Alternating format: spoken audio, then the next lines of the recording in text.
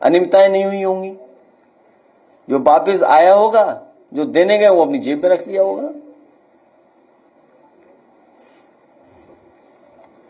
और मृत्यु के कारण भी नहीं बता रहे हैं लोग। आखिर क्यों सरकार कर रही? इन सवालों से सरकार क्यों बचना चाहती है?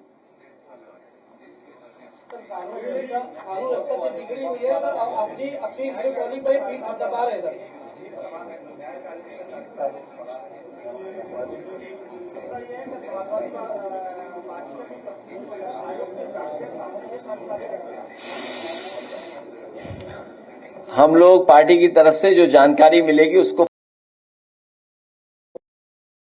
पत्र के माध्यम से भेज देंगे।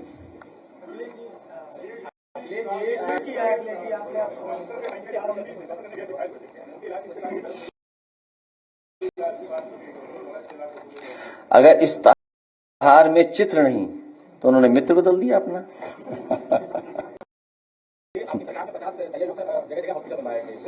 जो आज भी मतलब 4 साल होने जा रहे हैं वो बंद पड़े हुए हैं, मतलब किसी भी तरीके से ना उसमें नियुक्तियां की जा रही हैं, ना मतलब जो मतलब वो इतनी 4 बिल्डिंग बनी हुई है लेकिन उसको बंदर तोड़ रहे हैं, मतलब टूट फूट हो रही है। किस विभाग के बारे में? वो शेर जो आपने पढ़ा था छलनी वाला, दोबारा पढ़ दो। ये इन्हें जवाब मिल जाएगा। एक दो जख्म नहीं पूरा बदन है छलनी, एक दो जख्म नहीं पूरा बदन है छलनी, जख्म बेचारा परेशान है किधर से उठे। अब इन्हीं के शेर जोड़ो। हर विभाग इसी तरह है, हर विभाग ऐसा ही है। किस विभाग के बारे में बात करें बताओ? हर विभाग इसी तरह, हर विभाग ने काम रोका। आप सोचिए, आज बिजली का संकट है, थोड़ा बहुत बारिश हो गई, उसकी वजह से सरकार बच गई, लेकिन सरकार अभी प्राइवेटाइजेशन कर रही है। जो इंफ्रास्ट्रक्चर था जिसको और अच्छा करना चाहिए था वो इंफ्रास्ट्रक्चर बर्बाद कर दिया। कहीं ट्रांसफार्मर फूक रहे हैं, कहीं लाइन कट जा रही है, पहुंच नहीं पा रही है। लोगों को कैसे जीवन यापन जी पा रहे थे इन गर्मी में? सोचिए आप, कोई बिजली बनाने का कारखाना नहीं लगाया। और सुनने में आ रहा है कि ग्रामीण और शहरी क्षेत्र में महंगी बिजली मिलने वाली है। और कई बार मैंने कहा और फिर कहता हूं आपको, जब तक बिजली सस्ती नहीं होगी तब तक कोई भी उद्योग कारोबार उत्तर प्रदेश में नया नहीं आएगा। क्योंकि जिस समय सस्ती बिजली उत्तर प्रदेश में उद्योग लगाने के लिए होगी, कारोबार लगाने के लिए होगी, उस समय वो कारोबारी उद्योगपति दूसरे प्रदेश के लोगों से कंपटीशन कर पाएगा। आप बताइए बिजली कहां पहुंचा दी, कितनी महंगी। हर चीज पर पैसा वसूल रही सरकार, और जो बिजली विभाग मुनाफे में था वो कहां पहुंच गया बताओ आप? और एक भी बिजली का कारखाना लगाया हो तो बताओ। आप साथियों से पूछता हूं कि जो बिजली कारखाने का उद्घाटन किया था, क्या बीजेपी का लगवाया हुआ था क्या, या बीजेपी ने शुरू किया था? समाजवादियों का शुरू किया गया कारखाने था, उसका उद्घाटन हुआ, उसी की वजह से आज बिजली मिल रही है। स्वास्थ्य विभाग का तो हाल ही जाने क्या है। स्वास्थ्य विभाग में क्या हाल है, मेडिकल कॉलेजेस का क्या हाल है? सुनने में आया है कि मेडिकल कॉलेज में निर्देश दिए गए हैं, निर्देश कि कोई भी एमबीबीएस स्टूडेंट फेल न किया जाए। अब आप सोचिए इसके पीछे क्या होगा, क्योंकि बच्चे शिकायत न करें।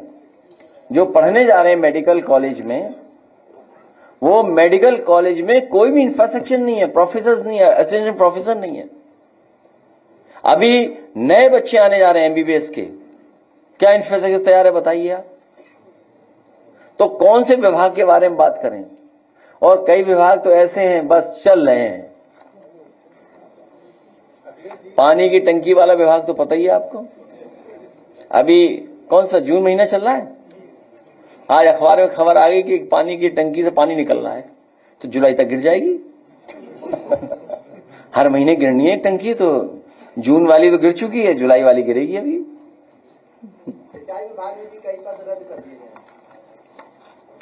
अब ये सरकार ही रद्द होगी, जनता रद्द कर देगी इसको।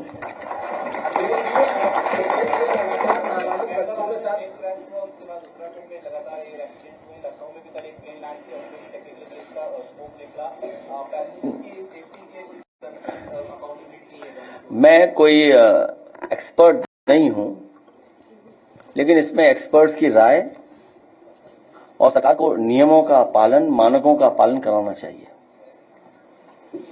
क्योंकि रिस्क बहुत है इसमें। और आपने देखा ही है, वो तस्वीरें देखी हैं जिस तरीके से क्रैश हुआ, और उत्तराखंड में कोई पहली बार क्रैश नहीं हुआ है। लगातार कुछ दिनों में कितने क्रैश हुए, कितने लोगों की जान गई है। आखिर मानक और नियम का पालन कौन कराएगा?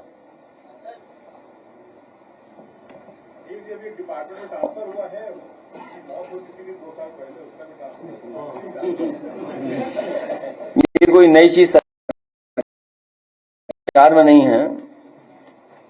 कल कम से कम इतनी बड़ी पुलिस आई थी, ये तो पता लगता ही लापता अधिकारी कहां हैं, उस पर भी चर्चा हो जाती। 2017 से पहले बिना जातिवाद या क्षेत्रवाद के भर्ती नहीं हुआ करती। कोई भी सरकार नियम के बाहर भर्ती नहीं कर सकती है। कोई भी सरकार नियम के बाहर भर्ती नहीं कर सकती। ये आरोप इसलिए लगाते हैं कि अगर हम लोग संख्या पूछना चाहें कि इतनी भारी संख्या बता रहे हैं आप, इसमें पीडीए की गिनती क्या है? पीडीए की हकमारी कौन कर रहा है? इस भर्ती में पीडीए की हकमारी किसने की? पीडीए की आंकड़े बता दे सरकार, कोई सवाल न पूछे। इसलिए ये केवल इनका प्रोपेगेंडा है। भारतीय जनता पार्टी से अच्छा प्रोपेगेंडा कोई नहीं कर सकता। कम से कम ये तो बता देते कि उत्तराखंड में खजाना किसका लूटा गया। एक आईएएस लापता है बंटवारे को लेकर के, और सुना है कि किसी को इस्तीफा देना पड़ा था आपके विभाग के आपके ही विभाग के किसी सलाहकार को, क्या बोलेंगे उसको, क्या हिंदी में क्या बोलेंगे, हाँ एडवाइजर, सलाहकार को इस्तीफा देना पड़ा था। और सोचिए इस्तीफा कब देना पड़ा? जब मुख्यमंत्री कार्यालय के लोग जमीनों का काम कर रहे थे। जमीनों का मामला निकला। जो उनके मालिक थे, पार्टनर, कहां भागे हुए हैं बताएं आप, क्या नाम है उनका? सोचिए आप। तो ये बातें कौन याद दिलाएगा?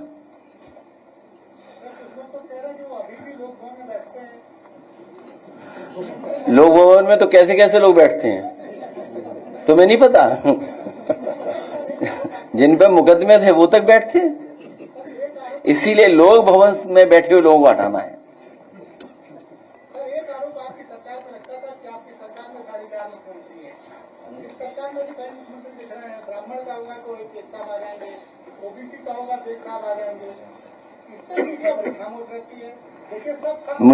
मैं धन्यवाद देता हूं कि आप तो बोल रहे हो।